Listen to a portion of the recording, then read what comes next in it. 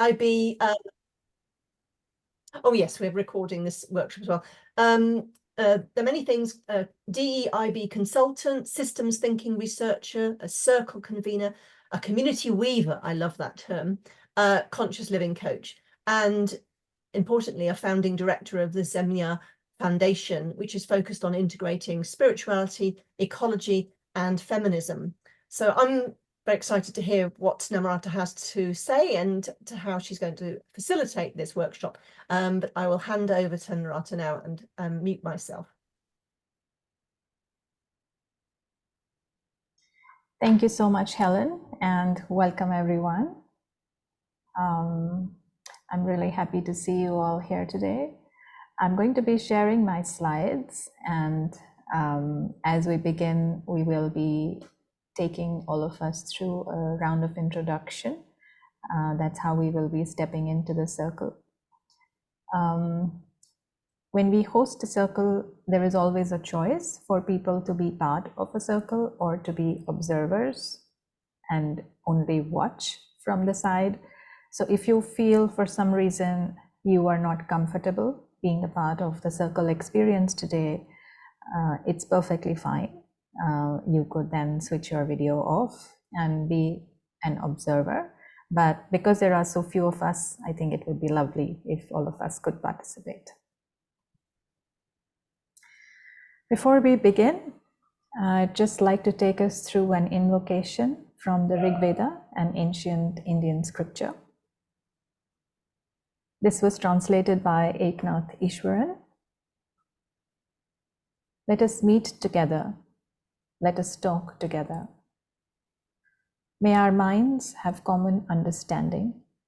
May our actions bear fruit together. May we share our thoughts and intentions. May we have common aspirations. Let there be union among us.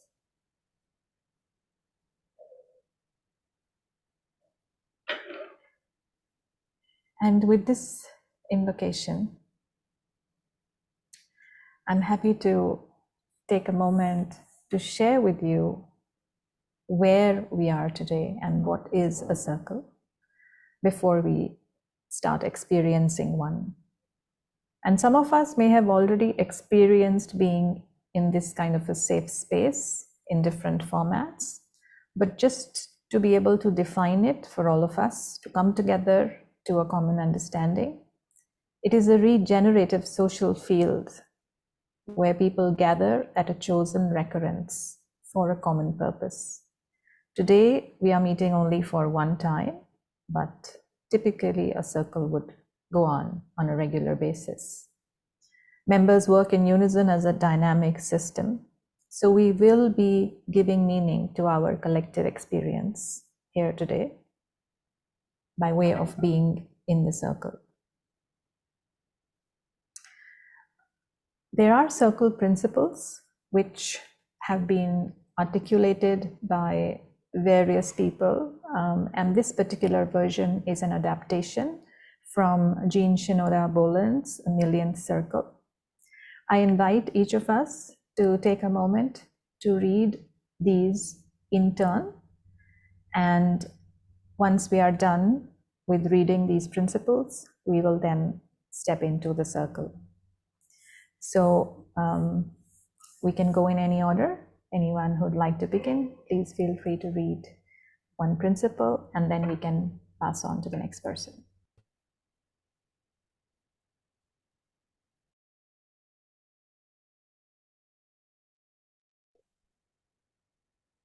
I agree to respect each participant and appreciate our diversity.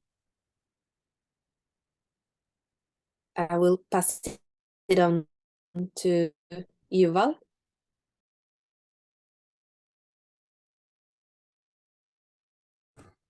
Can you hear me?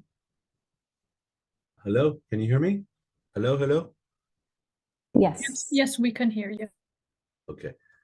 I listen with compassion and for wisdom. This includes listening without an agenda, suspending judgment, being curious without looking for the underlying meaning in others' statements. And let's see, who do I pass it to? Mark Barber. Mark Barber. Yeah, hi there. Can you hear me? Yep. Yes. So I value and consider all contributions. We speak one at a time. I carefully consider the views of others. And I'll pass on to Marta. Me again? You said Marta? Sorry, Marta already did it. I beg your pardon. Wasn't paying attention. Just trying to find everybody. Mohammed. Yeah, just call me Ali. Thanks. Ali. I contribute and express opinions with complete freedom while being kind. I speak from my heart and experience. This includes saying what is true for me and not offering advice. I speak to the center of the circle, not to another individual. I ensure our contribution adds to the positive experience of all in the circle. And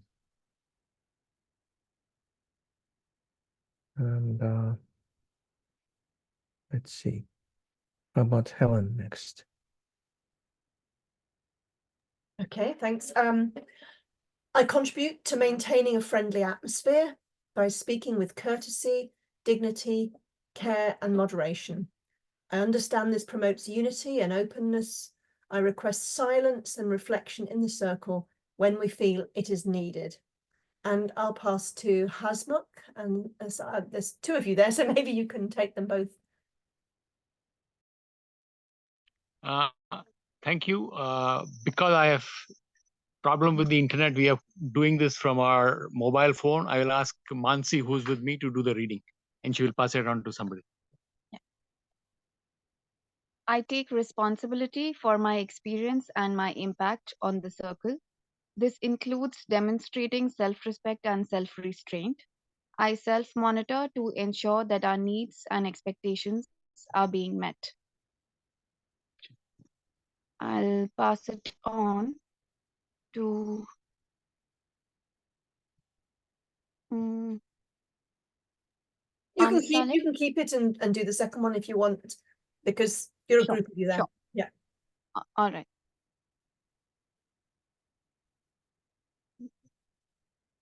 I agree to keep the confidence of the circle. What is spoken in the circle stays in the circle to help ensure a safe environment for sharing our experiences and our feelings. All right. Thank you. Thank you so much, everyone. And this is typically a reason we don't necessarily record the circle proceedings. However, if it is required for the purpose of the conference, I guess that's fine. We will perhaps just keep the circulation limited to the participants of the circle today. So we are going to start with placing ourselves in the circle. And I'm going to invite everyone to take not more than 3 minutes per person to share your preferred name,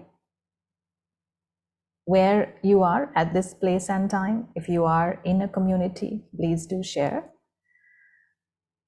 Also talk about what are you grieving for at this moment and what are you celebrating.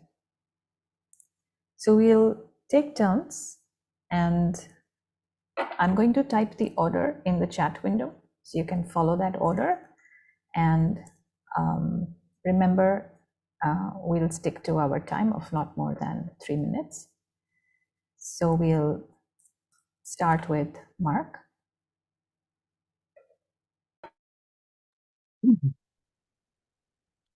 Hello, can you hear me? Yes. Yeah, so my name is Mark Barber. You can call me Mark. I've spent most of my adult life living in Camphill communities, which are communities built together with learning disabled adults in different countries across the world. However, over the last 15 years, I've been based in North Yorkshire in the United Kingdom. So here we were large, quite well-known community once upon a time with 70 years heritage. And then about 10 years ago, we went through some pretty serious ruptions for one reason or another.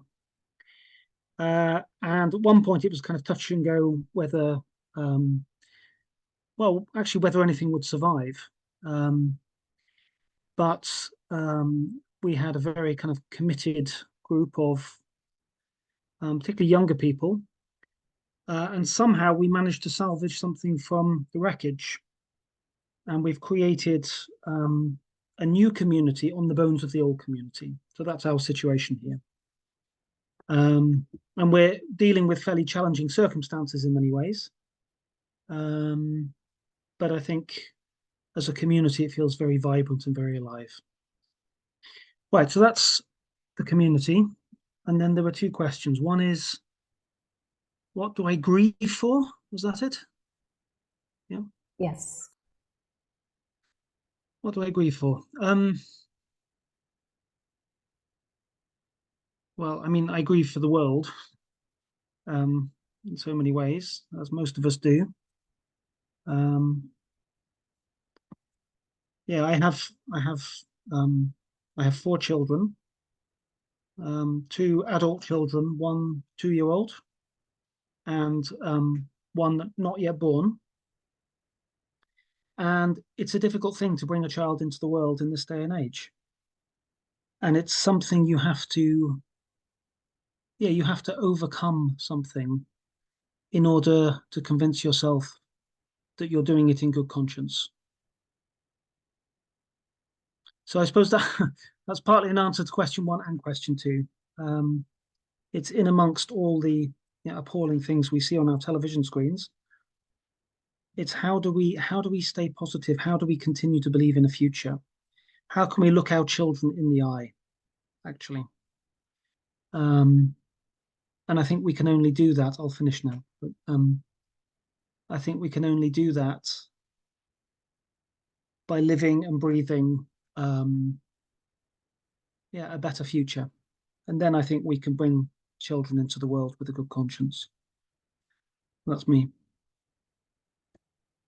Thank you, Mark. Thank you. My name is Yuval. It's spelled with an I, actually, not an L. It looks like a lowercase L in some fonts, the capital I, and it's not pronounced. It's like a Y. Yuval.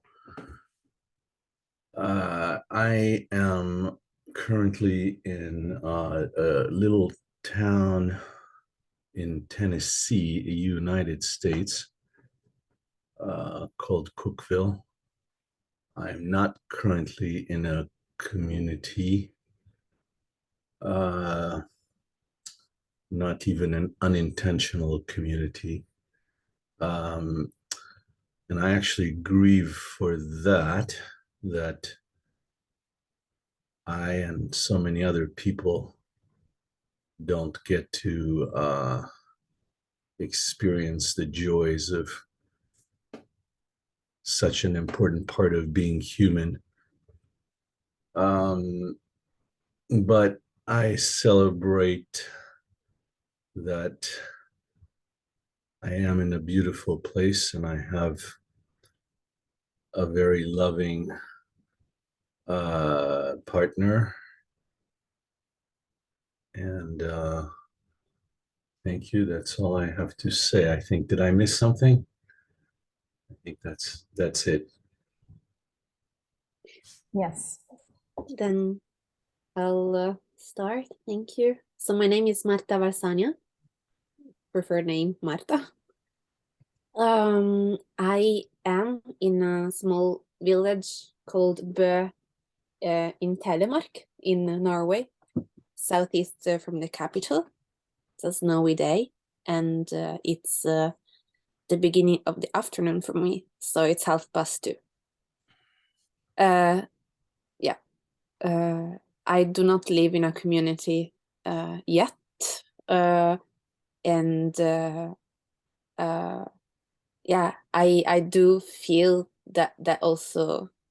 I also feel, as you've all said, for myself, I also feel that that's something that I grieve for, because I do see some difficulties that I have, even though I don't live alone. I'm with my partner, with the cat that you just saw, but there is something missing. There is like a conviviality, like a sharing space, and yeah, not being so much into my head because things happen together with other co-creation that I feel it's very much missing, but yeah, it will come. So I'm positive about that. And what I am celebrating, it's also this time in my life where I'm gonna give birth in the next couple of weeks. So I am very pregnant, and I am very much celebrating this life with my partner, and just very touching also hearing Mark's words. And I think that for us, the decision also to bring this life in a celebratory atmosphere is connected to a twist of something that maybe you heard before, but it's what type of child shall we bring up to this world? What shall we teach these children so that they will take care of our earth? So that's like wisdom words from other people, but it's at least our motivation and our celebration. Thank you. Thank you, Marta.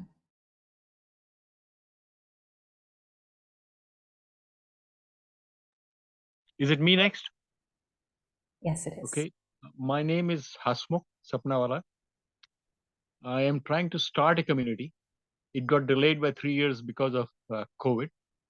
I'm a scientist, and I'm trying to set up a learning space for children where they will find opportunities to explore their curiosity, not ours. And along with that, we'll have families coming up. Hopefully, this community will get started now as it on a temporary place and in its permanent place by October of this year. What is grieving for me is we are trying to create a eco-sustainable community in the wilderness. And there are many people who have come forward to become members of the community, but they are still stuck in their urban lifestyle. And it's very challenging to work with people who want to transition to a wilderness lifestyle, but yet are not prepared for it. What gives me joy? We are setting up a temporary space for transition, and it's a huge project. We are doing everything eco-friendly way. We are using bamboos for the construction. We are using wood, so and totally biodegradable, eco-friendly material. We are going to use lime for the flooring and so on. So I'm extremely excited to get this started. And we are also getting members who are interested in learning about the community. And Mansi is one of them. So yes, it's very promising. With that, I hand over to the next person. Mohammed. Thank you, Hasmukh. Oh, so it's my turn. Yeah, I'm called Ali. I'm from Finland, which is one of the neighboring countries of Norway. Yeah, and it's pretty cold here, minus 10 or 13 degrees Celsius. I'm not currently living in a community. Well, except my family, my wife and two children. It's kind of one kind of community, but I have actually been trying to start a spiritual community here in Finland, and we've had a few, maybe 2 or 3 trials, and it has been very challenging, although interesting, but that leads me to the grievance, or what I'm grieving for is that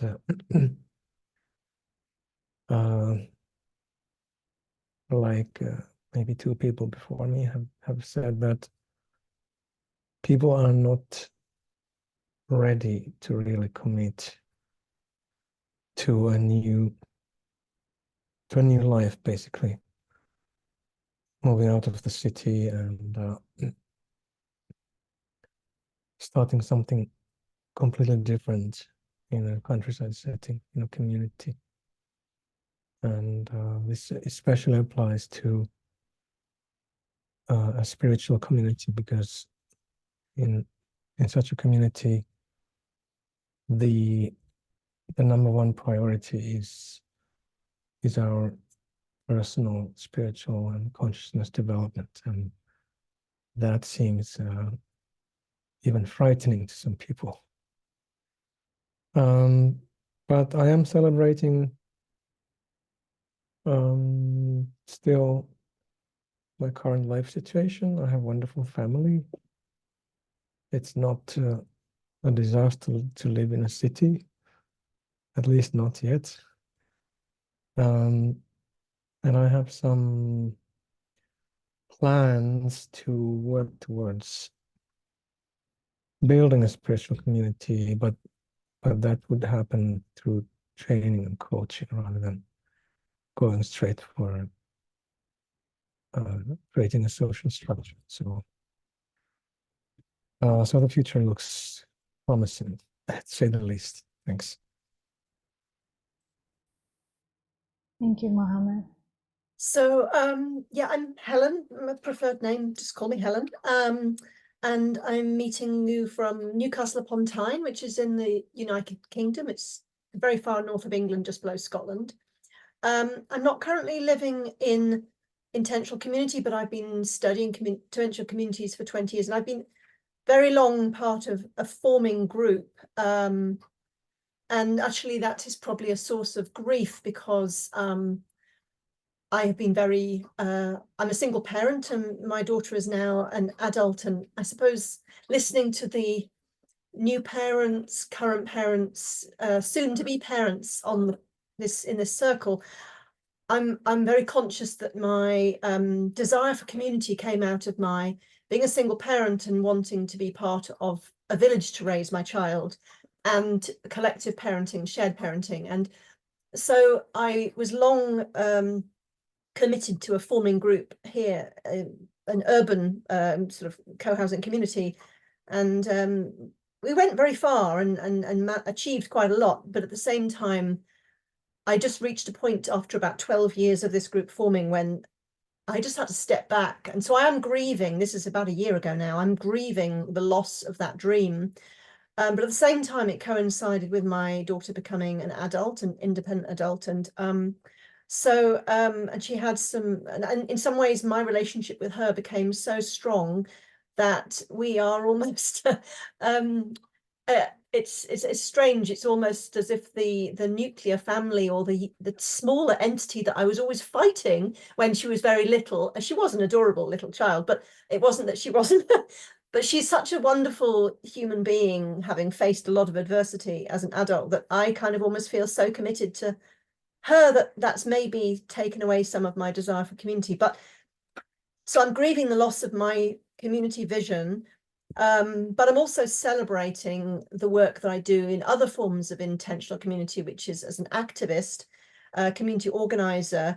And I suppose a lot of that is celebrating the things that we can do as change makers, and of healing the planet. And I'm very concerned about the loss of democracy around the world, and with half of the planet going to elections this year, and such awful autocratic leaders in this process, I'm celebrating young people and solidarity with young activists who give me hope that there are enough change makers out there to tip the balance in favor of a better world. So that's what I would say. And I'll hand over to Manzi.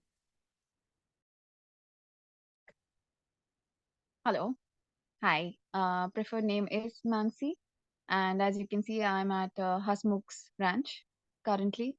I got here a week ago, and that is because I was grieving. I was in Delhi. It is the capital city of India, and I think everybody knows that it's extremely polluted. It's a large metropolitan where everyone gets lost in the crowd. So, and I was raised in a huge family in a smaller town. So I had that sense of community growing up for 20 years of my life. And then I moved to a bigger city to have lost that sense of community. But then now when I go back home, it's not the same for me because I'm a changed person. So I'm looking for a sense of belonging and sense of community. And what I'm celebrating currently is that I have taken a sabbatical, and I'm going to experience new things, hopefully find something of purpose this year. Thank you.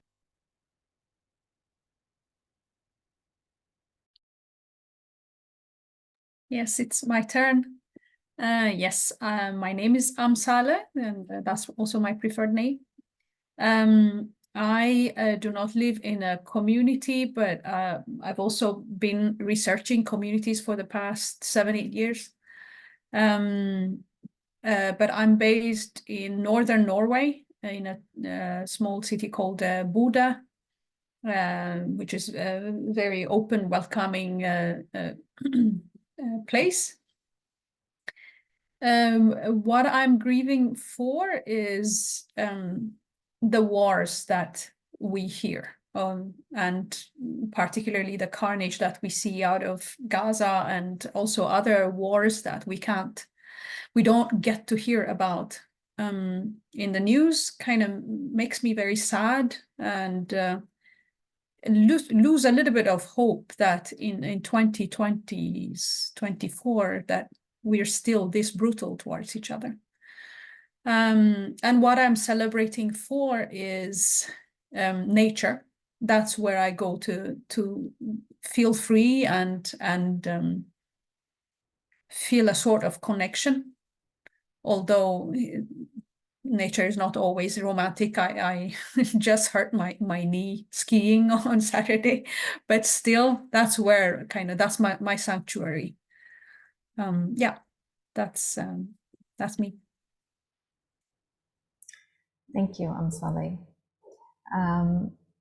I know Aishwarya has joined and he would like to be a silent observer. I just want to check with Ilan. Would you like to be part of the circle and share about these questions I have shared with you in the chat window?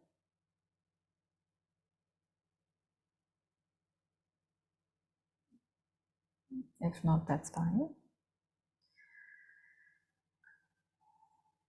Okay. We have Revan join as well.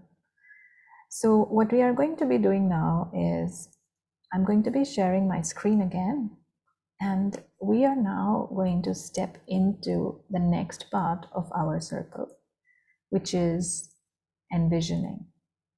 And for this, we will be working in small breakouts. We are 11 of us, so I will make 3 breakouts. If there is anyone who does not want to be in a breakout, you can just ping me on the chat right now so that I don't add you. But we will be taking 5 minutes per breakout, where each of us gets an opportunity to speak. So let's say 6 minutes for about 2 minutes each, and then we come back into the main room and share our vision. Some of us mentioned we would like to be in community, and a couple of us are forming a community or wanting to be in one. This is really our opportunity to envision one. how would you like your community to be? So in 2 minutes per person, if we can share that, and one person in the group can volunteer to make notes, just so that we have it all in place once we are back. So I'm just going to check the chat. So other than Aishwarya, I think everyone will be able to join the breakout. So I am going to ask folks to accept the breakout request as soon as you are able to see it on your screen. And in case you are not able to see it, you can just let me know.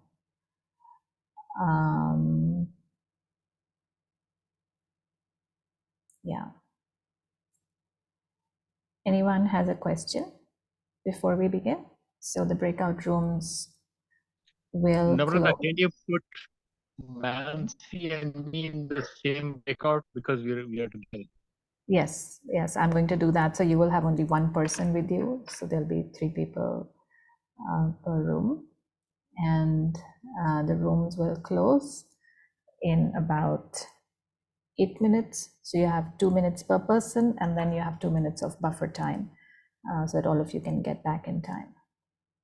So I will see you all in 8 minutes, and then we do a quick debrief per group.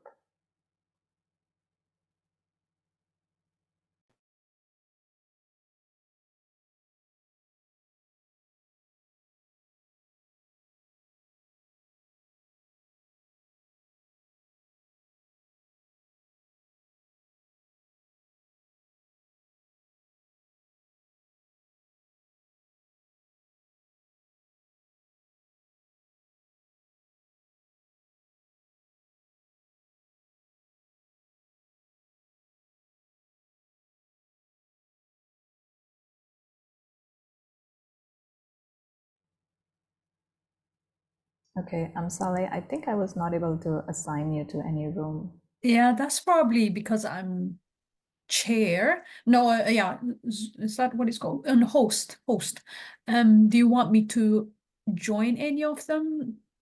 It's fine, whatever you wish. As of now, we have 3 per room.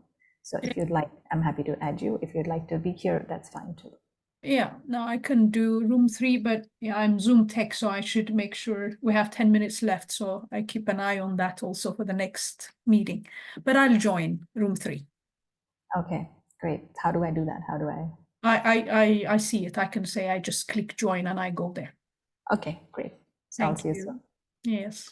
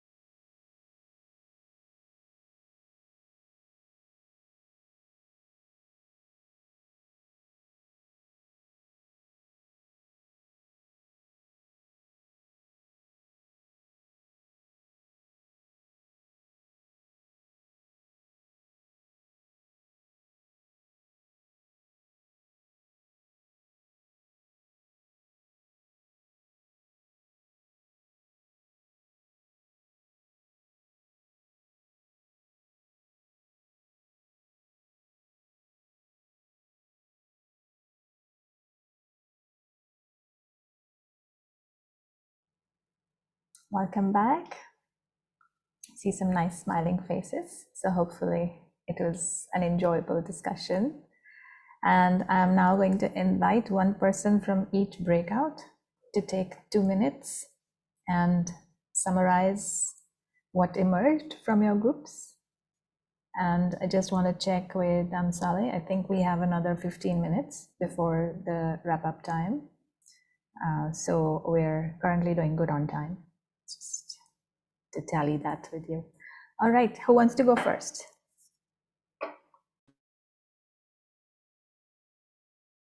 That's fine. I could speak for well, I was taking notes mostly, so I think that means I was listening for Marta, and we had Ellen, who wasn't able to speak previously because she joined the group. But so we heard a little bit about Ellen's experience of being part for 7 years of a community in Beijing, which disbanded, was destroyed in some way. So there's an element of grieving that, and so the envisaging that was coming out of that was some sense of how to revive the qualities and the ideas and the good aspects of living in community, but potentially being able to take that elsewhere, either to Berlin or to Portugal or other places. So there was the idea of artists living and working, so a creativity, a space of experimentation, envisaging something that was culturally distinct, but also a connected life, something that could create a village in an urban setting, or the qualities of village life. So there's something about qualities envisioned that could be taken to other places, but also reflect the difference of different geographies. And Marta very succinctly encapsulated a vision of a sociocracy, a sociocratic governance, sort of circle-based, inclusive, egalitarian. That was one. The second was around permaculture in energy and food, and intentions for a system of conflict resolution. So this was very much focusing on visions for a community, but they were also, I suppose, reflected intentions for a wider sort of more non-violent society. And I was taking notes, but I think my vision would align with those two in general, in terms of I'm very interested in focusing on a scale of belonging, but also making sure that that's not inward looking, but it's outward looking, that it reflects that communities can also be active participants in a wider society of change and progressive transformation for a better world. So that's the notes from our group. Thank you very much. That was beautiful. And can we have the next group? Yes, Mohammed? Can I go next? Yeah, I was with Mark and Raven. And so Mark has been living in a community in the UK, and so he was wondering about this envisioning question, how to do that in the context of an existing community. So, and then he said, I think that periodically it should be done anyway, to check the course of where the community is going. And that's a dynamic process. I guess it means that it's not something that can be like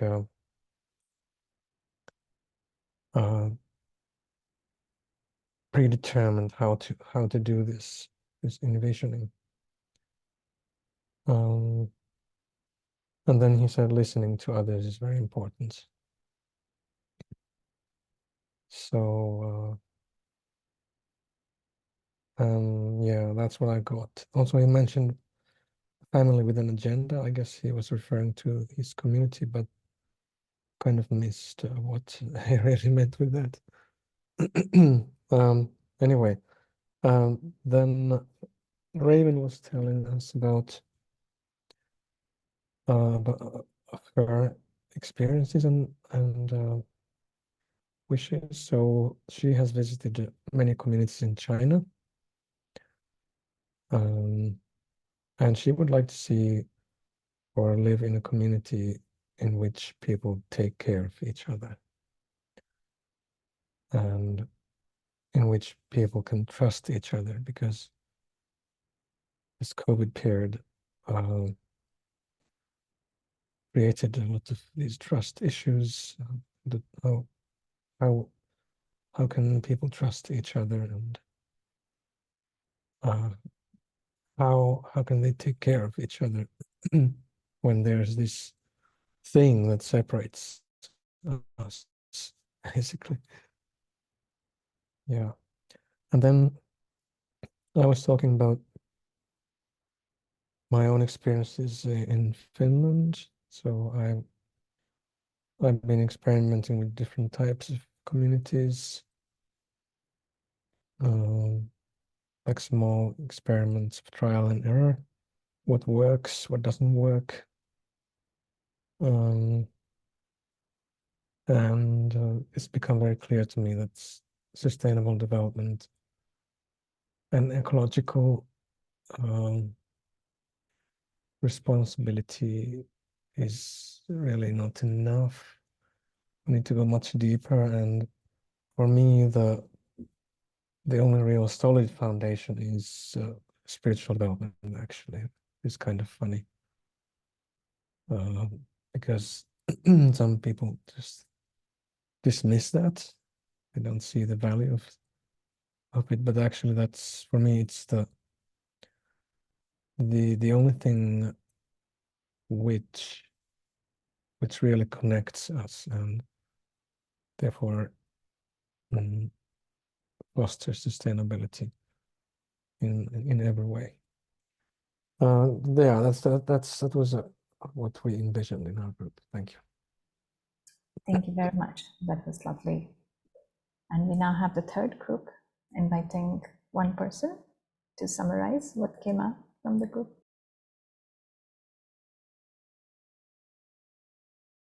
Okay.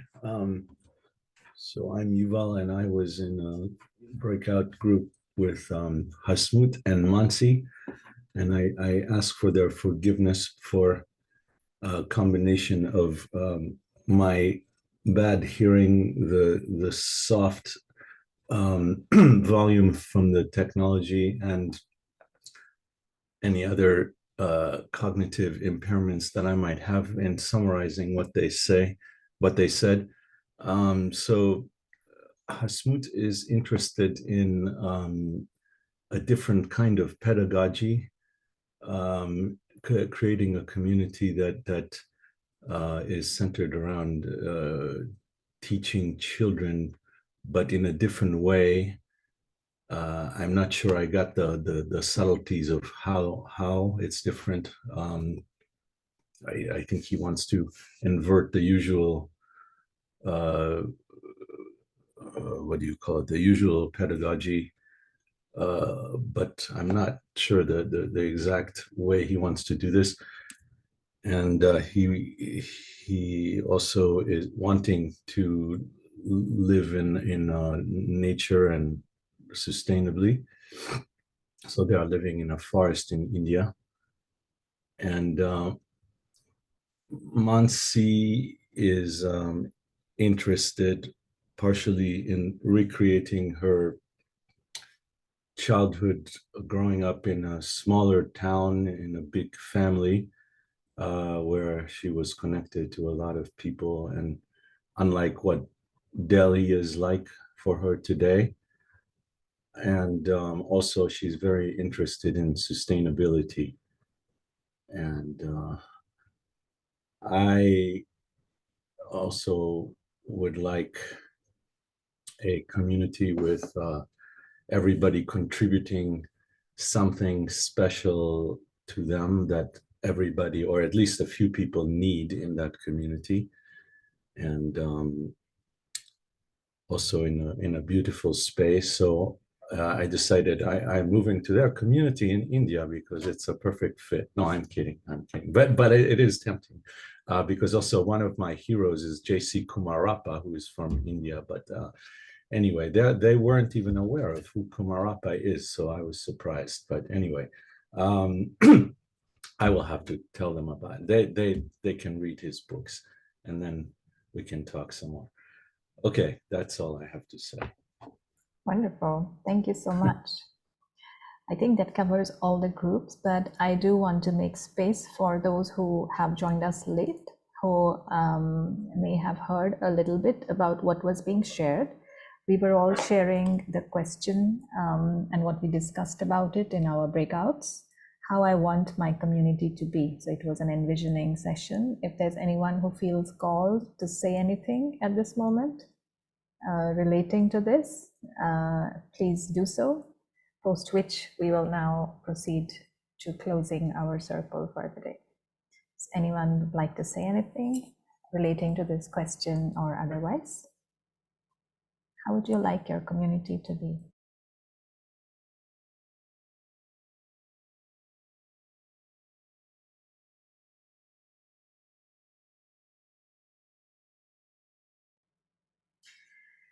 All right. Well, I want to thank each of us for your time in being part of this circle today, your openness, your honesty, your vulnerability, and your presence. And as a closing to this circle, I'd like to read a short poem. This is by Donella Meadows. Between you and me, now, there is a line. No other line feels more certain than that one. Sometimes it seems not a line but a canyon, a yawning empty space across which I cannot reach. Yet you keep reappearing in my awareness. Even when you're far away, something of you surfaces constantly in my wandering thoughts. When you are nearby, I feel your presence, I sense your mood, even when I try not to, especially when I try not to. If you are on the other side of the planet, if I don't know your name, if you speak a language I do not understand, even then, when I see a picture of your face full of joy, I feel joy. When your face shows suffering, I feel that too, even when I try not to, especially then. I have to work hard not to pay attention to you. When I succeed, when I have closed my mind to you, with walls of indifference, then the presence of those walls, which constrain my own aliveness, are reminders of you. And when I do pay attention, very close attention, when I open myself fully to your humanity, your complexity, your reality, then I find always, under every other feeling and judgment and emotion, that I love you. Even between you and me, even there, the lines are only of our own making.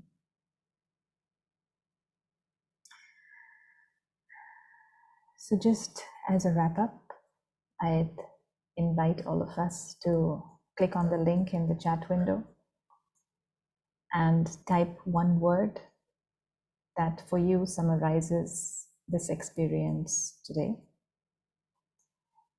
And I'll be happy to share that with everyone in a moment.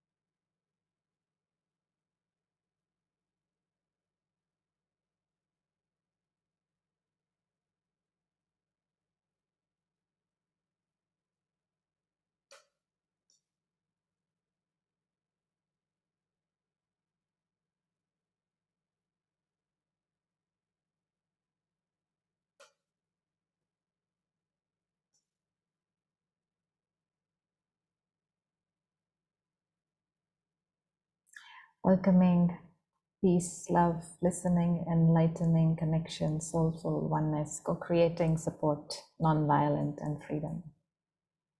Thank you so much, everyone, for your presence here today and for being able to provide your time in this space.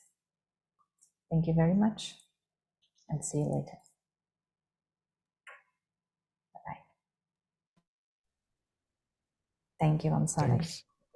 Yes, thank you, Ivy. everyone. That was Thank lovely. you. Yeah, thanks, Namrata. Yeah, we enter a break now, and then